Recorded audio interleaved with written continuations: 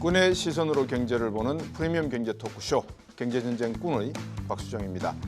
25일 한국부동산원의 발표에 의하면 서울 아파트 가격이 5주 연속 지금 상승세를 이어가고 있다고 합니다. 3월 거래량도 2021년 8월 이후 최고치를 기록했다고 하는데요. 이러한 서울 아파트 거래량 증가에 최근에는 이 전세 가격 급등까지 집값이 이제 바닥을 찍은 거 아니냐는 이른바 집값 바닥론이 고개를 들고 있습니다. 하지만 미 연준의 금리 인하 기대감이 옅어지면서 부동산 시장의 회복 전환은 아직 이르다는 의견도 만만치 않습니다. 고금리 장기화에 따른 부담과 이 불안 요인이 여전하기 때문인데요. 이 때문에 바닥은 아직 멀었다는 반론도 나옵니다. 상승과 하락 요인이 혼재한 상황에서 우리나라 부동산 시장의 안정과 정상화를 위해 시급히 해결해야 될 과제는 무엇인가? 그리고 투자자들은 어떤 시그널에 주목하면 좋을지 오늘 두 분의 부동산 전문꾼을 모시고 말씀 나눠보겠습니다. 프리미엄 경제 토크쇼 경제전쟁꾼 지금부터 시작합니다.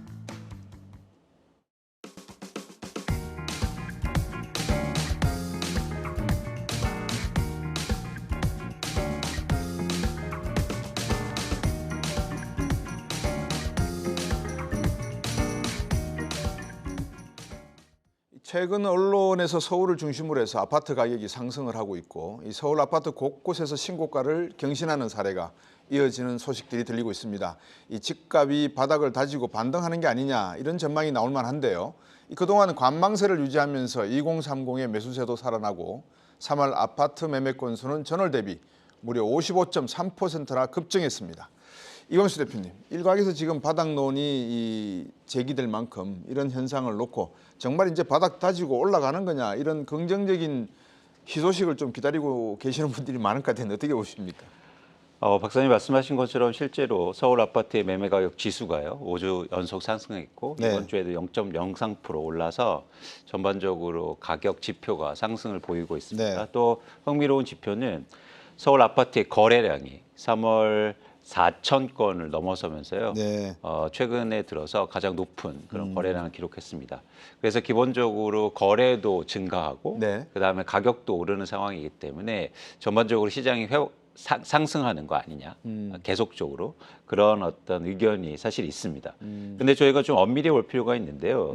일단 서울 아파트의 매매 가격 지수가 상승하는 원인은 직접적으로는 매물 증가로 이어진 호가 상승에 있습니다. 그러니까 매매 가격 지수라는 게 어떻게 산정되냐면 거래가 빈번하지 않을 때는 그 표본 물건에 대해서 호가가 기준이 되거든요. 근데 최근에 매물이 증가하면서 호가가 상승하고 있어요. 쉽게 말하면 아파트를 처음에 내가 팔려고 내놓을 때 주변 가격보다 높게 내놓잖아요. 그렇죠. 처음부터. 그게 사실은 매매 가격 지수에 일부 반영하는 게 또 있고요. 또 하나 또 말씀드리고 싶은 건 거래량이 증가하는 건 사실은 의미가 있는데요.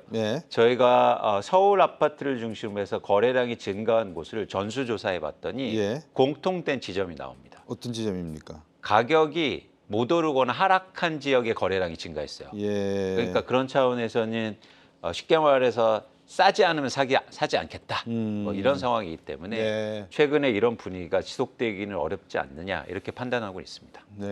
어떤 근거에 의해서 이런 일부 언론들이 말씀을 주시는 건지 또 그 내용이 팩트 체크를 해봐야 될 내용들이 상당히 많은 것 같은데 방금 이광수 대표님이 말씀을 주셨습니다만 매매 호가 지수가 오르고 있는 것은 매물을 내놓을 때 약간 풍선을 띄워서 높은 가격으로 일단 호가를 내놓고 나중에 할인을 하는 그런 작용이 있다는 거. 우리나라는 케이스 신뢰 지수 같은 거 없죠? 따라서 하고 있는데요. 일단 표본이 지금 우리 대표님 말씀처럼 표본에 대한 어떤 그 신뢰성이요 좀 떨어집니다. 지금 우리가 주간 동향을 발표하는데 일단 표본 지수라는 게 특히 부동산 같은 것은 이제 정량적인 것을 기본적으로 하지 않습니까? 다른 요소가 들어올 요인이 없는데 지금 한국부동산원 통계에서 발표하는 것은 이제 정성적 요인을 넣고 있습니다. 더 이제 조금 우리가 주목할 부분은 표본을 공개를 못 하고 있습니다. 원래 데이터라든지 통계 특히 국가기관에서 연결된 데서 하는 것들은 데이터를 투명하게 공개해야죠. 근데 그 부분이 부족합니다. 그래서 그림 하나 제가 보여드릴 텐데요. 이 2번 그림이 있습니다. CG에 보시면은 이제 서울 거래량을 제가 4월 1일부터 이어진 걸 좀 체크를 해봤는데요. 21일까지인데요. 10일이 아니라 21일까지 오늘까지거든요. 25일. 보시면 한 주 늦게 나오잖아요. 네. 지금 보시면은 중간에 약간 볼록한 데가 상승 기류가 있던 때고 왼쪽을 보시면 약간 하락거래가 조금 더 많죠. 그렇네요. 그리고 우측에 보시면 총선 이후에는 하락거래가 좀 많은 것으로 나타나고 있잖아요. 네. 이 데이터들이 단순 평균으로 간다라면 지금 하락 지표가 떠야 됩니다. 근데 이제 한국 부동산에서는 이제 다른 지수를 쓰거든요. 네. 그 부분이 이제 명료하게 안 나와서 제가 드릴 말씀은 우리 시청자분들은 한국 부동산의 통계는 흐름만 보지 100% 믿어서는 안 된다고 좀 말씀드리고요. 저 당시에 또 저 서울이 상승 반전할 때 KB 통계는 하락으로 떴습니다. 데이터가. 네. 그러니까 두 기관이 전통적인 기관인데 그 데이터가 다르다는 점이 이제 우리가 한번 생각해 볼 부분이 있고요. 네. 그 거래량 부분에서 이제 대표님 말씀 주셨지만 지금 시장 상황이 제가 CG 1번 보시면요. 네. 지금 4,020건 됐거든요. 오늘 날짜로. 맞습니다. 4,020건인데 제가 그림을 그리고 맨 마지막 우측의 끝을 보시면 2006년부터 그림인데요. 네. 우측의 맨 끝이 다시 살짝 꺾이거든요. 그러네요. 왜냐하면 저 이제 4월 달 집계가 5월까지 다 맞춰 나오잖아요. 그렇죠. 현재 1,498건이에요. 네. 그거를 제가 그동안 매달 체크를 해 보니까 보통 좋을 때는 4월 말일까지 단계 5월까지 한 번 더 계산하니까 1.23배가 나오고요. 거래가 좀 약할 때는 0.8배 수준으로 추정돼가지고 데이터들이 나와요. 네. 요새는 지금 이제 상승 무드가 좀 잡혔으니까 제가 그냥 2배를 좀 넣어봤어요. 현재 1,498에 그러면 3,000으로 떨어져요. 네. 그러면 저 꼭지 그림선이 이렇게 꺾입니다. 지금 3월 달이 4,020건인데 1,000건이라는 건 30%가 하락 감소한 거죠. 네. 그러면 저게 중요한 부분이 뭐냐면 심리가 살아나다 꺾인다는 거죠. 그 요인이 총선 아까 보신 그 점도표 비슷한 거래 변동 상승 하락 맞춰 보면 잠시 살아나고 있던 중에 총선 결과가 매도자들은 매물을 내놓는 매도 물량이 증가로 이어지고 매수자들은 잠시 주춤하는 관망세로 돌아선 지금 상황이에요. 네. 그래서 4월 말하고 5월 1, 2주까지 보고 나면 거래량은 좀 받쳐주겠지만 그 거래량 수준도 평년 우리 6,100건, 200거든요. 21년도까지가 서울 네. 아파트가 거기에 지금 4,000건이면 60% 정도밖에 안 되잖아요. 그럼 평년 수준도 안 되는 거니까 상승 여력이 약하다는 얘기죠. 그래서 제가 볼 땐 시장을 상승 추세가 이어진다, 바닥이다 이 얘기는 좀 너무 빨리 판단하신 것 같고 네. 조금 더 지켜봐야지 어떤 방향성이 이제 잡힐 것 같아요. 그 시기는 한 6월 정도로 보고 있습니다. 네. 부동산 시장에 대한 긍정적인 소식을 저희들이 듣고 있지만 자세한 내용을 조금 더 이렇게 파고 들어가다 보면 디테일을 가져가다 보면 시장이 회복되기보다는 오히려 조금 이렇게 꺾이는 새가 시작될 수 있다라는 말씀을 한문도 교수님과 이광수 대표님 주셨는데 그러면 또 반증할 수 있는 자료로 낙찰 경매 시장 자료를 또 볼 수 있겠거든요. 네. 어떻습니까? 이 부분은 뭐 이광수 대표님 먼저 말씀을 주셔도 되고 어떻습니까? 실제로 경매 시장을 보면 뭐 아파트만 봐도 낙찰가율이라고 그래서 일종의 그 가격이 있잖아요. 네. 거기에서 낙찰받는 가액이 계속 올라가고 있긴 해요. 네. 또 하나 응찰 자수도 증가하고 있는데요. 중요한 건 뭐냐면 낙찰률이 떨어지고 있어요. 그러니까 이게 전형적으로 낙찰률은 떨어지는데 35% 정도 수준이거든요. 근데 낙찰 가율이 올라가는 건 언제 나타나는 현상이냐면 네. 선호 지역의 아파트들이 경매로 나올 때. 네. 그러니까 거기에 막 사람들이 몰리고 그 아파트들만 참여하니까 거기에 낙찰 가율은 오르지만 전체적으로는 낙찰률은 떨어지거든요. 네. 그런데 왜 이런 현상이 나타나냐면 와 그렇게 좋은 지역도 아파트가 경매가 나와? 사실 이게 안 좋은 지표예요. 제가 보기엔. 네. 예, 그런 차원에서는 지표를 좀 엄밀하게 보실 필요가 있다. 아 그렇게 막 예를 들어서 강남이라든가 이런 지역의 지금 아파트들도 경매로 나오고 있는 현상이니까 네. 그런 차원에서는 다시 말씀드리지만 이런 지표들을 좀 엄밀하게 보실 필요가 있지 않느냐 생각합니다. 한문도 교수님도 같은 생각이시죠? 네, 추가적으로 일단 말씀 주시니까 말씀드리면 선호 지역 말씀 주셨잖아요. 네. 거기다 우리가 볼 게 뭐냐면 낙찰 가율은 분명히 올랐어요. 한 네. 3% 정도 올랐는데요. 네. 86% 정도 올랐는데 86% 됐죠. 근데 그 부분에서 우리가 볼 게 뭐냐면 그 86%가 어느 것에 대한 86%냐죠. 그러니까 우리가 주목할 게 뭐냐면 빌라 같은 것들은 지금 뭐 더 낮지만 네. 아파트만 말씀드리면 제가 그림이 하나 있거든요. CG 9번. 예. 9번 보시면은 말씀 주신 대로 대표님 말씀하신 것처럼 낙찰률은 올라갔지만 낙찰가율은 올라갔죠. 살짝 꼬다리가 올라가잖아요. 네. 그랬더니 근데 밑에 낙찰률은 내려가고 있습니다. 네. 중요한 건 좀 막대기를 좀 봐주셔야 돼요. 막대기가 경매 건수입니다. 어. 경매 건수가 지금 계속 증가하잖아요. 네. 증가하는 얘기는 무슨 얘기냐면 유찰이 되는 것도 있을 거 아닙니까? 네. 그러니까 원래 최초 1회차의 경매 감정가의 86%까지 조금 올라간다면 우리가 의미를 깊게 둘 수가 있는데 네. 그것이 아니라 유찰된 물건들 그리고 선호 지역의 물건들 그러면 당연히 가격이 유찰됐으니까 가격이 낙찰 가격이 좀 올라가지 않습니까? 그런 요소들이 잠재 있다는 걸 우리가 파악을 하셔야 돼요. 그래서 네. 시장이 보도에서 우리가 언론에서 대부분의 언론에서 낙찰가율이 상승해가지고 경매 시장도 좋아졌다 이렇게 표현하는 거는 정말 너무 단편적인 하나만 말한 거기 때문에 우리 시청자분들은 그걸 100% 믿으시면 안 되고 네. 지금 이제 대표님이랑 제가 말씀드린 것처럼 낙찰률도 보셔야 되고 경매 물건이 줄면서 낙찰가율이 올라갔다면 정말 좋은 신호지만 네. 지금은 전혀 그렇지 않거든요. 네. 시장에 좀 조심스럽게 접하시는 게 좋을 것 같습니다. 예. 이광수 대표님하고 한문우 교수님께 이제 전반적인 부동산 시장의 분위기에 대해서 지금 언론에서 나오고 있는 그런 긍정적인 시그널이 반드시 긍정적이지 않을 수가 있으니까 조금 더 우리가 면밀하게 분석해 보자. 시장 상황은 한국 경제와 세계 경제를 바라볼 때 그렇게 아직까지는 낙관적일 수는 없다. 그렇게 정리를 해놓고 들어가 보면 한문우 교수님, 네. 부동산 시장이 연착륙입니까, 경착륙입니까? 이게 올해 안에 제가 드리는 말씀입니다. 2020, 4년을 놓고 봤을 때 우리나라 부동산 시장은 경착륙이다, 아니면 연착륙이다, 어떻게 보십니까? 정부의 케어 능력, 관리 능력에 따라서 경착륙이냐 연착륙이냐가 정해질 가능성이 좀 높습니다. 케어 능력이라 하시면 어떤 겁니까? 예를 들면 PF 현장에 대한 불안감이나 리스크에 대해서 정부가 계속 케어를 잘 해왔잖아요. 네. 근데 요즘 이제 약간 조금 잡음이라고 표현해 뭐하고 약간 문제들이 네. 나오는 게 현장에서 좀 느껴지고 있습니다. 일단 어떤 정부에서 예. 뭐 우량 현장과 불량 현장을 구분한다고 하지 구분하겠다. 않았습니까? 예.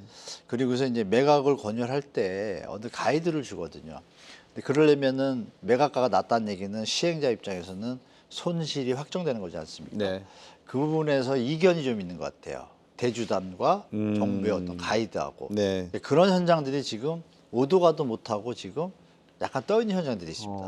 그러니까 몇 개 현장들은 정부에서 의도적으로 뭐 PF의 어떤 채권 상태가 안 좋으니까 그냥 매각으로 가도록 저축은행 물건들은 주로 유도를 하고 있는데 1금융권이 들어간 것들은 주로 지원 쪽으로 방향을 잡았단 말이에요. 네. 근데 1금융권이 1순위 트렌치라도 2순위나 3순위에 새마을이나 저축은행이 들어있으면 네. 이 부분이 타결을 봐야지 이게 가잖아요. 그렇죠. 이게 지금 약간 좀 달그락된다는 소리가 현장에서 좀 나오고 있습니다. 그래서 네. 현장별로 이 부분이 과연 그대로 이어져서 구조조정이라고 돼 있잖아요. 네. 구조조정, 재구조화. 네. 그 재구조화의 내면을 들여봐도 재구조화의 마지막이 끝이 어디냐면 현재 분양가가 100원이면 토지가를 60%대로 낮춰서 매각을 실시하고 우량 건설사가 매입을 하고 그 PF의 사업을 지원을 정부가 리치든 뭐든 지원해 주겠다. 그랬을 때 분양가는 98%로 잡았어요.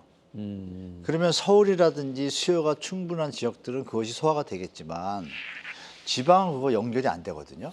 재구조화가 되기 전에 그냥 폭발이에요. 네. 그런 부분에 대한 케어가 완벽하게 안 될 경우에 지방에서부터 시작해서 그 심리라는 부분에서 네. 이게 문제가 있구나라고 수요자가 판단하는 어떤 시그널들을 어떤 PF 현장을 통해서 나타나기 시작하면 네. 제가 볼 때 심리가 그 영향으로 막는다는데 못 막았다는 얘기는 뭐예요? 비싸다는 얘기잖아요. 네.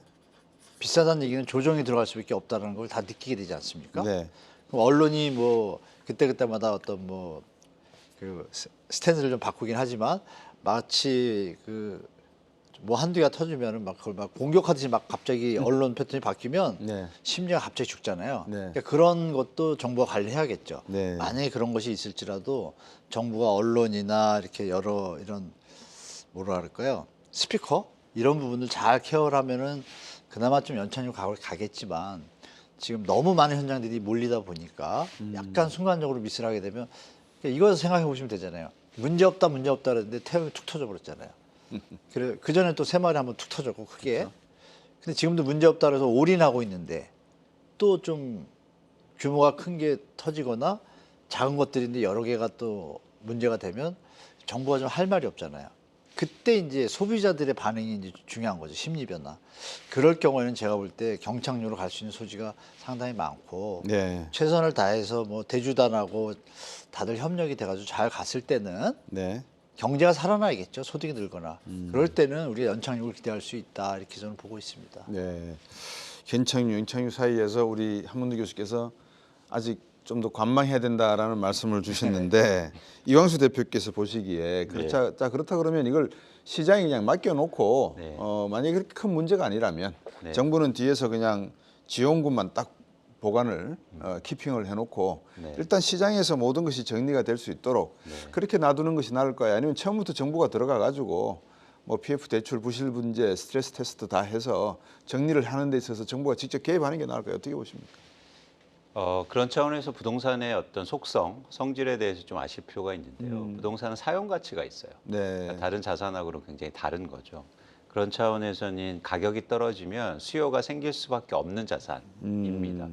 그래서 저는 시장에서 충분히 조화롭게 가격이라는 메커니즘을 통해서 조율이 가능하다고 보거든요. 네. 그래서 예를 들어서 가격이 떨어지면 수요자가 생기고 그렇게 되면 시장은 다시 회복하게 되고 거래가 증가하게 됩니다.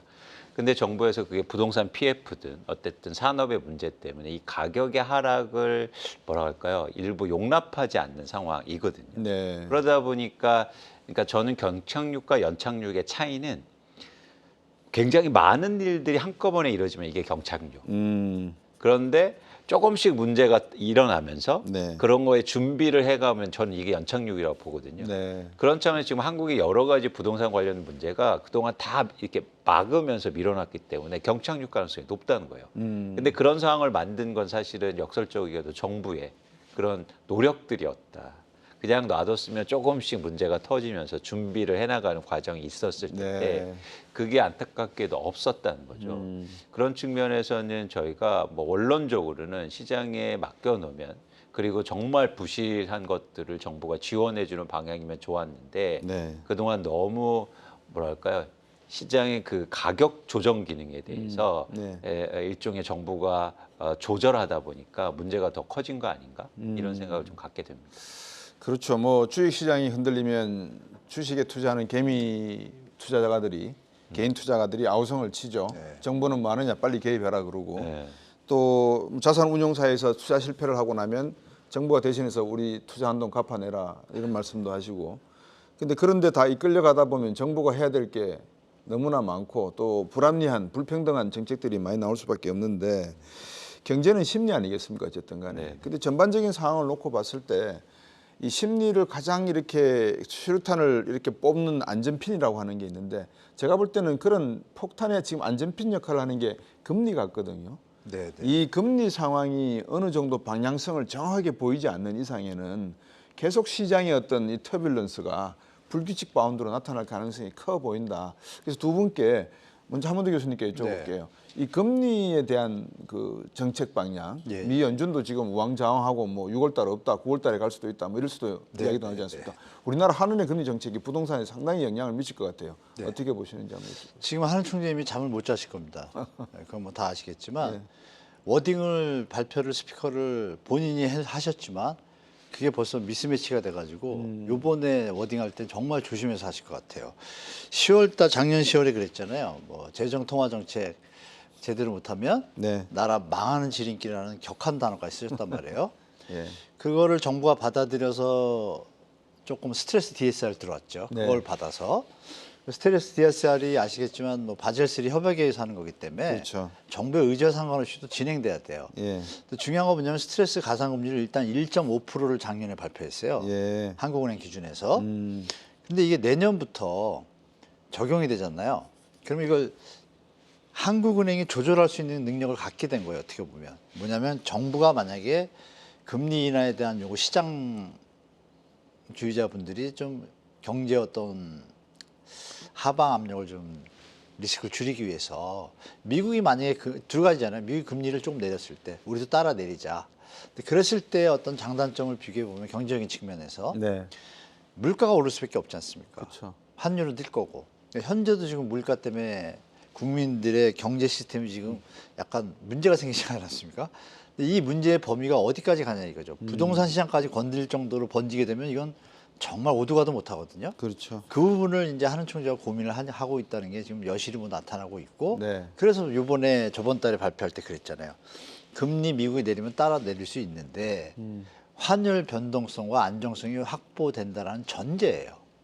근데 요새 뭐 1,400원 찍고 난리 났었잖아요. 그렇죠. 정부의 환율 제어 능력도 지금 문제가 된다 그러는데 최근에 또 해외 보도들이 좀 문제가 돼요. 엊그제 23일 블룸버그에서 한국의 그림자 금융 이래가지고 또 막 약간 비판적으로 썼단 말이에요. 네. 그러면 글로벌 투자자나 현재 대한민국에 있는 투자자들 입장, 경제를 바라보는 분들 입장에서는 네.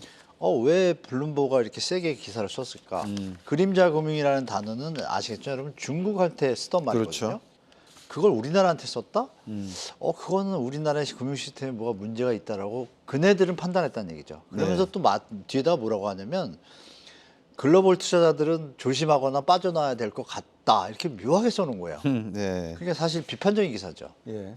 근데 비판적인 기사지만 블룸버그의 어떤 스피커 파워를 볼 때 시장에서 전문가들이 다시 체크를 들어갈 거 아닙니까? 이런 여러 정황을 볼 때 함부로 금리를 내릴 입장이 아닌 거예요. 제가 볼 때 개인적으로. 제 짧은 식견에. 네. 내렸을 때 좋은 것은 뭐냐면 단 하나 이자를 내던 부담을 갖고 있는 경제 주체들, 네. 영끌하신 분들이나 건설 회사한테는 도움이 되겠지만 그게 지금은 약인 것 같은데 알고 보니까 독일 수가 있잖아요. 네. 영원히 헤어나지 못할 수도 있다라는 시나리오가 이어지기 때문에 한국은행이 함부로 제가 볼 때는 미리 뭐 워딩도 던지셨고 네. 환율이 뭐 1,300원, 1,200원 이하로 내려간다고 전제하면 미국이 내리면 따라서 어떤 심리를 잡기 위해서 0.25 따라가겠지만 제가 볼 땐 그 어떤 정책, 통화 정책의 어떤 능력 여지가 거의 지금 뭐 소진돼서 제가 볼 땐 그래서 제가 잠 못 잔다고 말씀드립니다. 그래서 제 드릴 결론은 한국이 금리 인하를 하는 거는 사실 외국한테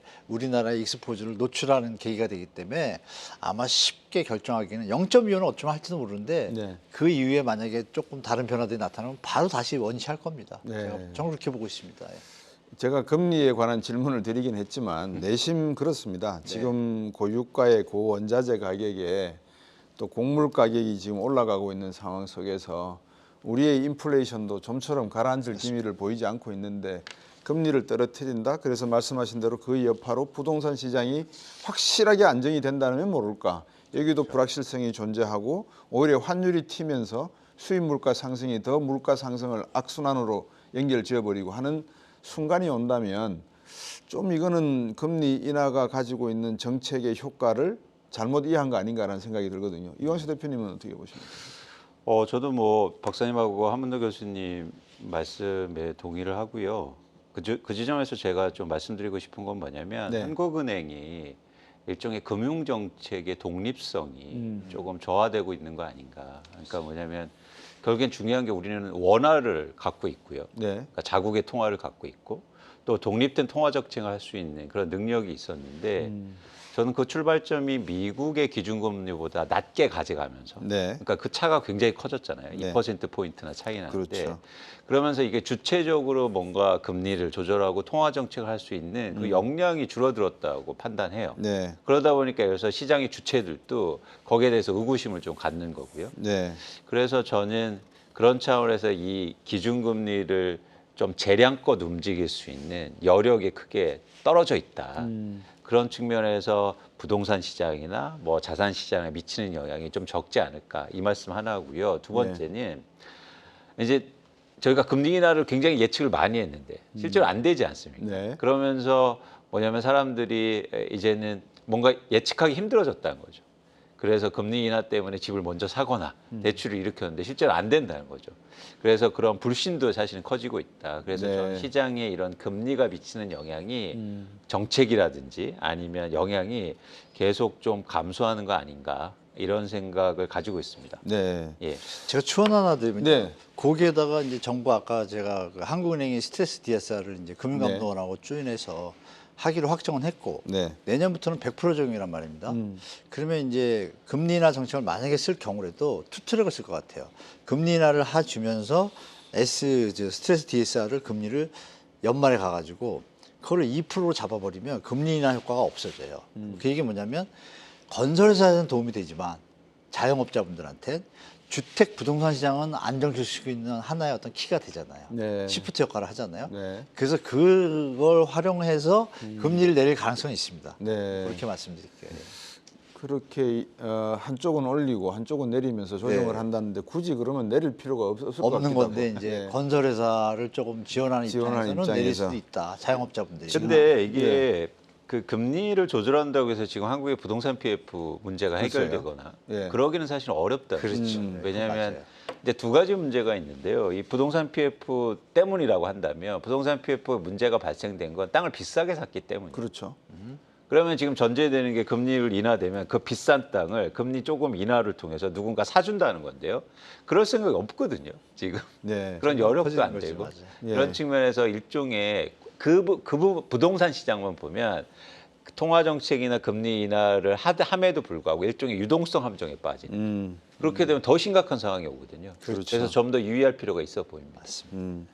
지금 말씀 나눈 거를 제가 간단히 한번 정리를 해드리면 부동산 시장의 수급 상황이라고 하는 게 있는데 수요와 공급이 이 공급을 많이 늘려서 저금리 상태라든지 돈을 풀어놓은 상태로 이 공급을 사십시오라고 했는데 늦게 이제 이 시장에 뛰어들어가다 보니까 건설사들이 공급이 늘어나 버린 상태입니다. 근데 경기는 상당히 악화가 돼 버렸고 그 와중에 금리는 올라 버렸고 그래서 이 미스매칭이 지금 수요와 공급상에서 발생을 해서 한쪽은 과잉 공급이면은 가격이 떨어지는 게 당연한데 떨어지지 않도록 해야 되지 않는가 하는 게 이제 정부 쪽에서 볼 때는 정책의 실패냐 아니면 정책의 성공이냐를 왜냐하면 민심을 봐야 되니까 그런 거죠.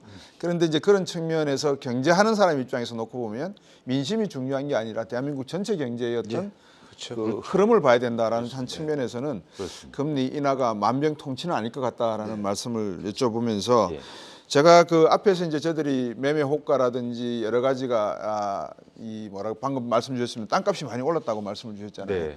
그러니까 원자재 가격도 오르고 인건비도 오르고 오를 건 다 올랐어요. 네. 그러니까 분양가가 오를 수밖에 없지 않습니까? 네. 그럼 이 오른 분양가를 가지고 지금 시장에 내놓으면 살 사람이 없지 않습니까?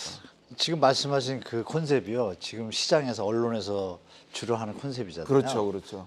그래서 이제 일반 수요자 입장에서는 이거 집값은 더 내려올 수 없겠구나라는 착각을 일으키게 하고 제가 보는 관점에서 네. 그걸 왜 말씀드리냐면 이게 예. 정부의 이제 정책 실패가 좀 가미합니다. 네. 그림 중에 그 철근 그게 있어요. CG 6-2라고 6-2 있는데요. 네. 잠깐 보여주시면 지금 중국의 부동산이 박살났잖아요. 네. 박살나니까 중국의 철근 가격이 한 40% 빠졌습니다. 네. 수요가 없으니까. 네. 근데 우리는 그 영향을 받아야 되는데 덜 받고 있어요. 그게 왜 그러냐면 수입 원가가 올라가잖아요. 환율 때문에. 그렇죠. 그러니까 우리도 한 30-40% 철근 가격이 내려오고 내릴 요인이 많은데 네. 금리 정책과 환율 정책이 못 받쳐주니까 가격이 못 내려가고 있어요. 네. 그런데 우리 또 착공이 감소를 하고 있잖아요. 네. 정말 아이러니한 거죠. 정부가 아까 말씀드린 거랑 연결되는 거예요. 이게 금리 정책, 환율 정책을 제대로 잘 중립적인 데서 가야 어떤 문제들이 서서히 가면서 자연 시장에 맡기는 것, 시장에서 자율 조정이 일어날 텐데 네. 그거를 정부가 지금 너무 강력하게 하다 보니까 이게 다 엉킨 거예요. 지금 보면 저희 보시면 선이 내려오잖아요. 네. 근데 시장에서는 이런 보도는 없습니다. 지금 그 원료가 되는 그 무연탄 그것도 있어요. 그 콘크리트도 좀 내려가고 있거든요. 네. 수요가 없으니까. 그런데 왜 반영이 안 되죠? 그거는 정부가 국토부가 분양가 상한제를 풀고 나서 그럼 이거에 대해서 문제가 자체적으로 소화할 수 있는 선을 넘어서는 환율 문제가 등장하는 거예요. 그러니까 이게 재정 통화 정책에서 금융수장하고 경제수장이 만나서 이걸 같이 저희가 지금 말씀 나눈 것처럼 야 어떤 것이 우리나라 경제에 덜 피해가 가고 금리를 어떻게 조정할까 환율을 이거를 논의해야 되는데 지금 제가 요즘 느끼는 건 따로 국밥 같거든요. 따로 노시는 것 같은 느낌이 들어서 네. 하는 어떤 역량의 문제가 아니라 네. 금융수장이 F4 회의 매번 하지 않습니까? 할 때 이걸 통합적으로 그러니까 자기들 분야에서 자기들 안위만 생각해가지고 이런 패턴으로 지금 경제를 이끌어가면 안 되고 네. 이제는 좀 공론화장이 될 타임인 것 같아요. 여러 부동산 분야든 뭐든 뭐 암실에서 비밀리에 모여서 회의를 하시든 뭐 하시든 근데 나오는 스피커를 보면 여전히 따로국밥이라는 생각을 제가 지울 수가 없습니다. 그게 너무 안타까워서 그 부분을 말씀드리고 싶은데 토지가가 내려가고 건축비가 있다 할 때 토지비가 100이면 건축비가 100이면 건축비가 직접 건축비 중에서 간접 건축비 하면 50%거든요. 네. 직접 건축비 건자재비가 50%에 지금 한 50%가 올랐으면 다 따지면 한 10에서 12% 오른 거거든요. 그런데 분양가는 10에서 10% 오른 게 아니에요.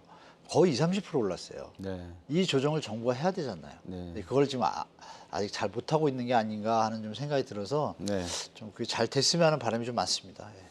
요즘 이 공무원들도 상당히 좀 고민이 많을 것 같아요. 왜냐하면 지난 정부에서 공무원들이 통계 조작도 했다. 뭐 조금만 정책을 잘못하면은 온갖 리스트를 다 만들어 가지고 그거를 들이다 파니까 이거 뭐 정책 하나 내가 뭐 손대서 스스로 할 필요가 뭐 있나. 그렇죠. 정부에서 시키는 대로만 하면 되지. 예. 이런 무사안일주의에 빠져 있는 측면도 조금 우려가 되는 말씀인 것 같은데 지금 그래도 영끌이나 B2에서 많이 투자하신 젊은 분들이 최근 들어서 이제 부동산 가격이 또 부동산 시장이 이렇다 보니까 야, 언제까지 내가 이 부채를 떠안고 가야 되나. 내가 잘못해서 일자리마저 잃게 된다면 구조조정을 받게 된다면 내가 이걸 감당할 수 없게 되는데 이제 이런 스팟들이 있을 것 같아요. 그러니까 이제 그 스팟은 아까 말씀하신 많은 분들이 관심 있어 하는 곳에 많이 몰려들었겠죠. 그럼 지금 만약에 시장을 어느 정도 받쳐주고 유동성을 보장을 해주려면 적어도 그런 시장엔 맥이라 그럴까요? 이 거래가 어느 정도 조금씩은 있어야 될 것 같은데 그런 시장이 지역으로 따지면 어느 서울로 치면 어느 좀 지역이 될까요?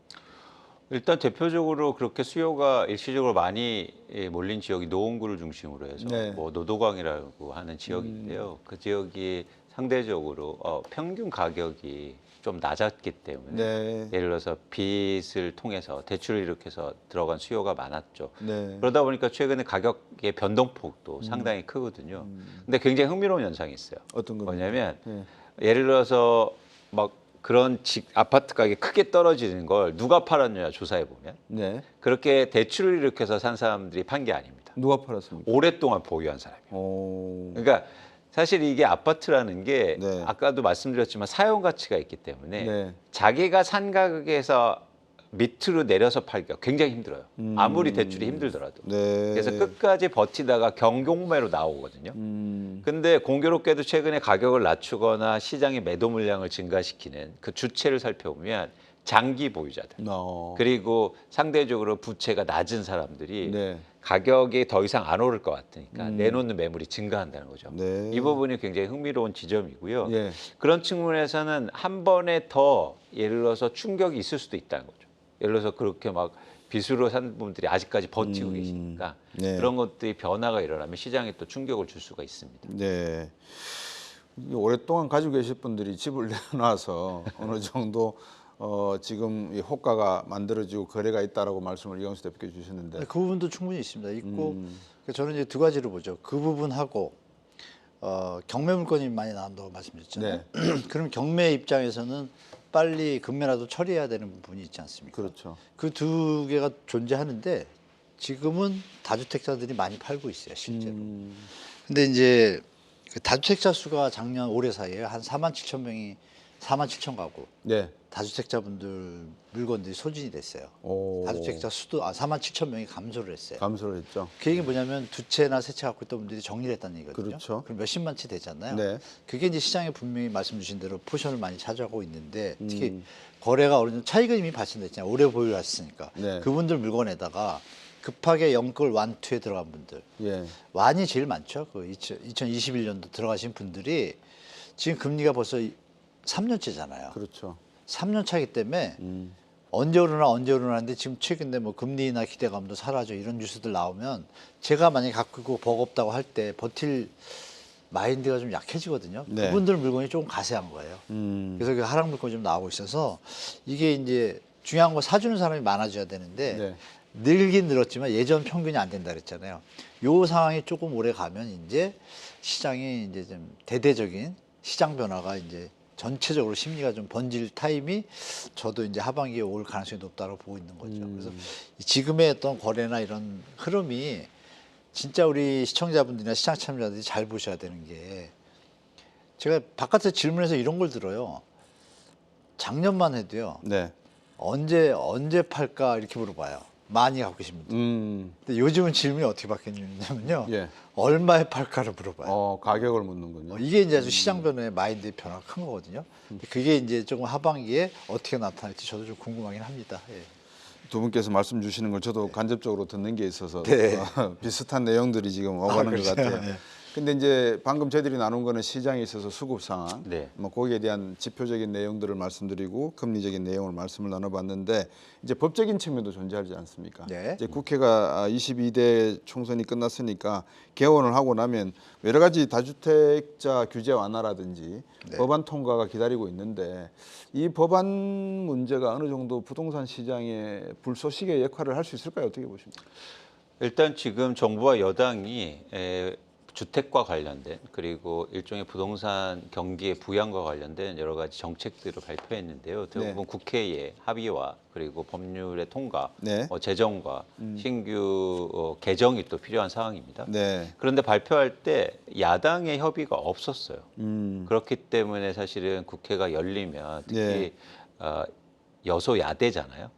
이런 상황에서는 협의의 과정이 필요하다. 네. 그런데 그러면서 이제 시간이 좀 걸릴 것으로 예측하고 있고요. 네. 그리고 예를 들면 뭐 다주택자 규제 완화라든가 네. 아니면 뭐 기타 공시가격 현실화라든가 이런 것들은 첨예하게 의견이 대립하고 있기 때문에 네. 쉽지 않다. 물론 뭐 정치적 과정을 저희가 이제 예측하기는 힘들지만 그런 차원에서 이 정책에 대한 불확실성이 커지고 있는 건 사실입니다. 네. 근데 흥미롭게도 예. 최근에 정책의 완화 방향성을 볼 때 결국엔 시장에 참여자는 수요가 있고 그리고 공급이 있잖아요. 네. 이 공급은 집을 갖고 있는 사람들이 시장에 내놓는 매물의 양인데요. 최근에 정책의 과정을 볼 때 누가 더 많이 기대했을까요? 그건 뭐냐면 집을 갖고 있는 분들이 기대했겠죠. 그렇겠죠. 뭐냐면 이렇게 정책 나오면 집값 오를 거야. 이런 기대를 했는데 역설적으로 이게 느려지거나 아니면 잘 안 되면 이 기대가 실망으로 이어지는 폭이 클 겁니다. 네. 그래서 이런 정책의 기대를 무주택자분들이 한 건 아니니까 그런 기대가 실망으로 이어지면서 시장에 큰 변화를 일으킬 것으로 전 예측하고 있어요. 네. 이게 전 정부에서던 반대 현상이었습니다. 그때는 가격이 오를 때는 규제를 막 했잖아요. 네. 그러니까 그 규제가 누가 그 규제를 보면서 누가 기대했냐면 무주택자분들이 기대를 했죠. 집값이 안정될 거야.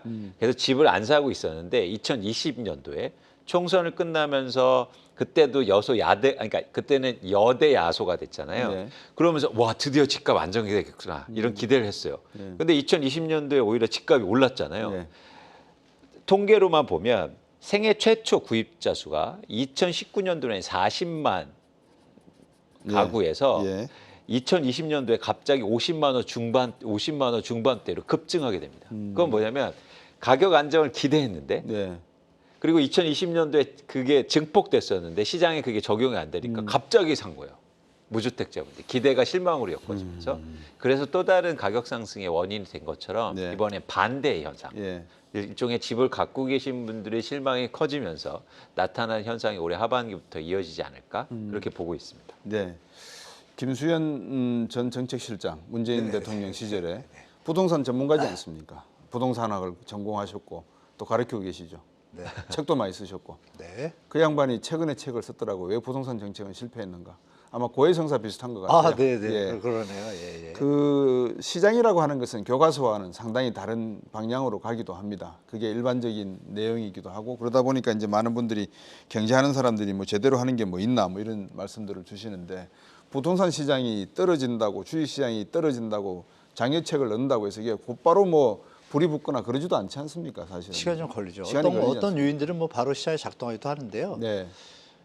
김수현 수석님 얘기하셔가지고 그런데 사실 우리나라 부동산 정책이 잘했다고 하는 정권을 한번 기억이 나시나요? 별로 없죠. 저는 좀 아이러니하지만 네. 전두환 정권이 잘했습니다. 전두환하고 이명박 정부 때 좀 잘했다고. 네, 아이러니하죠. 정말 예. 아이러니합니다. 이걸 우리가 볼 게 뭐냐면 정치권에 있는 분들이 국토위 특히 국토위에서 중요한 사안들을 정리하고 방향을 정하잖아요. 이 여야 막론하고 집 좀 있고 돈 좀 있는 사람들이 국토위를 가려고 그렇게 애를 쓴답니다. 우리가 거기서 얘기는 정리가 되는 거예요. 네. 그러니까 정책의 결과나 방향성이 명분은 국민을 위한 것 같은데 알고 보면 누구를 위한 정책으로 변질되다 보니까 네. 계속 실패하고 돌아가면서 그 와중에 그 사이클을 그들은 먼저 알잖아요. 그러다 보니까 피해는 국민들이 보고 그 와중에 정보가 좀 빠른 분들은 사이클을 미리 예측하고 또 차익을 얻을 수 있고.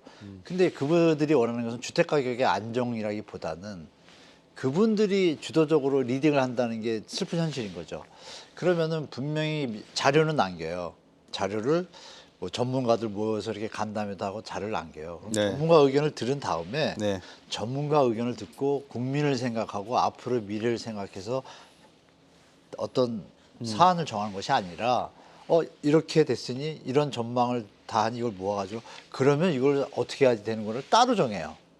이게 문제인 거죠. 그래서 이 부분에서 이제는 조금 그 국토위원회에 어떤 그 건설업자가 국토위원회에 간다는 거 웃기잖아요. 상식적으로.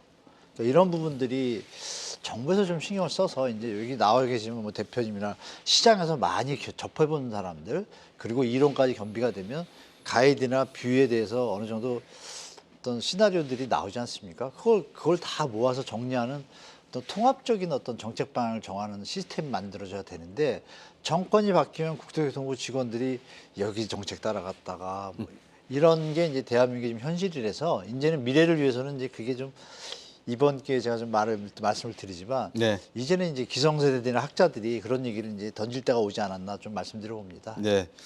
제가 뭐 총선 때 많은 시청자분들도 들으셨겠지만 후보라고 하는 사람들이 받은 대출의 어떤 진위 문제도 많이 네. 드러났었고요. 뭐 그런 정치적인 문제에 소위 정치가 하나의 비즈니스화 돼가는 모습은 시청자분들께서 다 아실 거니까 제가 이 시간에는 좀 넘어가도록 하겠습니다. 사실 관심 있는 건 제가 아까 블룸버그 말씀을 주셨을 때 네네. 참았었어요. 왜냐 그러면 비은행이라고 했지만 네. 비은행이지만 중국의 그림자 금융하고는 성격이 틀리거든요. 네, 틀리게 틀리죠. 예, 근데 이런 식으로 나오면 누군가는 이런 블룸버그 통신에 이런 데 반박 기사를 정부가 낸다든지 아니면 뭐 국토부에서 내야죠. 낸다든지 맞아요. 내야 되지 내야 않습니까? 되죠. 네. 왜 당신들 이런 함부로 이런 글을 강력하게 쓰느냐. 항의해야죠. 저 다 같은 해야죠. 같아요. 예, 글쎄 말입니다. 근데 아무도 하지 않고 있다는 게 좀 아쉽고요. 그다음에 지금 새마을금고 부실채권 문제. 네. 이거 캠코가 사들인다 뭐 이런 말들이 막 나오고 하는데 자, 사고 친 걸 갖다가 미성년자거나 어떤 청소년자 같으면 저희들이 이해를 하고 용서를 하면서 보다듬을 수 있습니다. 뭐 이 실패는 성공의 어머니니까 사고 많이 쳐라. 네. 근데 새마을금고가 청소년은 아니지 않습니까? 자꾸 이런 식으로 정부가 보다듬어주고 뭐 사주고 이래버리면 시장은 무슨 역할을 할까요? 기대할 게 별로 없을 것 같은데 한번 주시죠. 아까 이광수 대표님이 답을 주셨잖아요. 자꾸 이렇게 억지로 이렇게 케어를 하다 보면 네. 일이 나중에 더 커진다.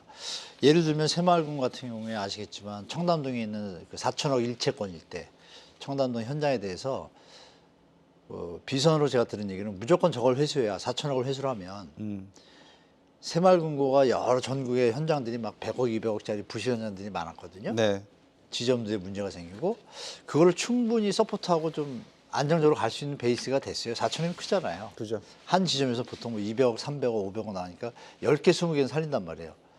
그 새마을금고 입장에서는 당연히 그걸 회수하는 게 정상이에요. 네. 자본주의 논리상. 그렇죠. 근데 그거를 누가 개입했는지 모르겠지만 그 안 좋은 상황을 갖다가 결국은 2달, 3달 유예했다가 지금 다시 또 유예를 결국 한 거예요. 네. 그러고서 웃기는 게 뭐냐면 새마을금고가 그럼 그 4천억을 들여와서 풀었으면은 지금 이렇게 우리가 얘기를 안 할 텐데 그걸 회수를 못 하니까 그 현장은 이자 유예 상태에서 그냥 바라만 보고 있고 나머지 현장들이 막 문제가 생기니까 저번 달이죠. 4월 5번 달이네요. 4월 8일인가부터 실사 들어가잖아요. 네. 새마을금고. 이게 뭐 하는 거냐 이거죠. 그렇죠. 이런 부분에서 정부 이 부동산 분야 관계하시는 분들이 조금 중심을 제대로 잡는다 그럴까요? 그게 좀 필요한 시점이 아닌가. 그래서 이 부분은 결국은 뭐 제가 볼 때 하반기에 어떤 형태로든 정말 잘하면은 연착륙으로 편하게 가 있지만 좀 나올 어떤 이슈화돼서 나올 가능성이 좀 높아지고 있다라고 저는 개인적으로 보고 있습니다. 그러니까 이 문제를 저희가 보실 필요가 네. 10년 전에도 똑같은 현상이 있었다는 그쵸. 거예요. 그러니까 미분양 아파트가 전국에서 16만 호가 넘어가고 한국의 건설사 100대 건설사 중에서 거의 30-40% 워크아웃과 법정 관리에 가고요. 네. 저축은행이 거의 30개 정도가 부실 위험에서 문을 닫는 등 사실 문제가 되게 커졌었는데 네. 똑같은 일이 지금 반복되고 있다는 거예요. 근데 왜 이런 현상이 나타나느냐? 그건 뭐냐면 그때 당시에 문제를 제대로 해결하지 못하고 제도 정비가 안 됐기 때문에 이 현상이 반복되거든요. 그래서 지금도 이렇게 똑같이 해버리면 또 10년 후에 또 이런 현상이 나타날 겁니다. 그래서 사실 제도 정비라든지 어떤 방향성을 잘 잡아야 된다. 근데 그거의 원칙이 뭐냐면 사실 도덕적 해이를 방지하는 거예요. 그렇죠. 그러니까 잘못을 했으면 예를 들어서 그거에 대해서 책임을 응당한 책임을 물리고 그래서 이제 다시 못하게 해야 되잖아요. 근데 이렇게 부실채권 사주고 뭐 예를 들어서 세금을 감면해서 개인들로부터 분양받게 해주고 이런 식으로 일종의 어물쩍 넘어가니까 똑같은 현상이 반복된 건데 네. 그런 차원에서 이번 문제를 제도적 정비의 어떤 계기로 마련했으면 좋겠다. 근데 거기에 출발점은 뭐다? 잘못했으면 책임을 물게 해야 된다. 그래서 그게 상각이 됐든 경고매를 통해서 싸게 사는 것든 사실 그런 것들이 먼저 선결적으로 봐야 된다는 거고요. 제가 계속 강조하지만 부동산은 사용 가치가 있기 때문에 이게 가치가 빵으로 가진 않거든요. 네. 그래서 그거에 대해서 좀 용기를 낼 필요가 있어요. 그러니까 이게 빵으로 가면 예를 들어서 미국에서 서브프라임이 난 이유는 부동산 자체의 문제가 아니라 부동산을 통해서 파생 상품이 문제가 됐기 때문에 파생상품은 빵이 될 수 있거든요. 그런 차원에서는 사실은 좀 다른 문제다. 그래서 저희가 좀 일종의 좀 담대하게 이 문제를 도덕적 해이를 고려하면서 문제 해결에 나서야 되지 않느냐 보고 네. 있습니다. 말씀 주신 대로 기사 내용도 소방수 역할 이런 아주 긍정적인 표현을 썼지만 저거는 소방수가 아니라 오히려 정책을 망치고 시장의 질서를 혼란화시키는 역할을 하고 있는 그런 모습을 약자를 위한다는 핑계를 대고 강자를 위한 정책을 쓰고 있다는 하나의 단면으로 이해될 수 있다는 점을 정책 당국자나 캠코는 좀 인지를 하시고 정책을 했으면 좋겠다.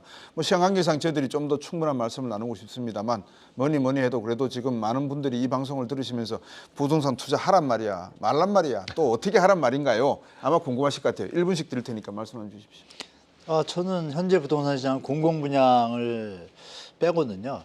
일단은 관망하시는 게 제일 좋은 스탠스라고 봅니다. 관망. 미국의 금리 문제도 있고 그러니까 그런 부분들 같이 보시면서 네.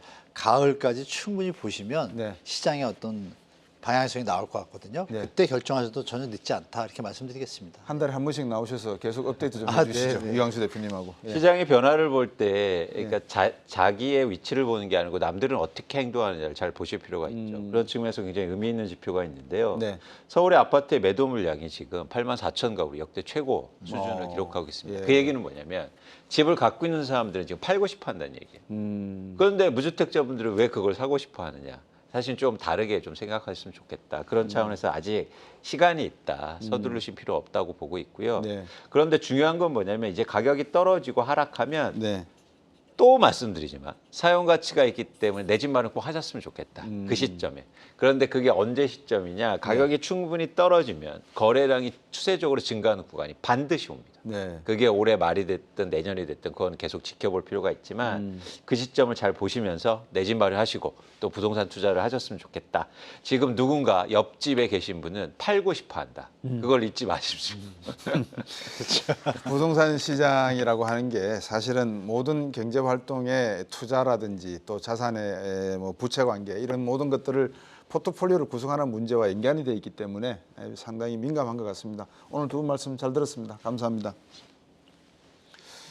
아직 집이 없는 분들에게 이광수 대표도 말씀하셨고 한문도 교수도 말씀하셨지만 오르는 게 문제가 아니고 집이 있는 사람들에게는 이 집값이 내리는 게 더 문제니까 조금 더 지켜보자. 그래서 부동산 정책은 대신에 이를 모두 포괄하기가 무척 어려운 방법일 수밖에 없다. 게다가 이 고금리 장기화 전망과 함께 또 지정학적인 리스크까지 여러 가지 부정적인 또 불확실적인 환경이 겹치다 보니까 부동산 경기 회복에는 악재인 상황입니다. 자, 하지만 이렇게 힘든 여건일수록 더욱더 민생의 기본이 되는 주거 안정을 위해서 어떤 부동산 정책이 절실한지 깊이 고민해 볼 필요가 있습니다. 부디 올해는 부동산 시장 안정되고 또 정상화될 수 있도록 여야가 대립보다는 협치를 통해서 좋은 정책 내놓기를 바라봅니다. 다음 주 금요일 오후 5시 30분에 저희들은 다시 돌아오겠습니다. 시청해 주신 여러분 고맙습니다.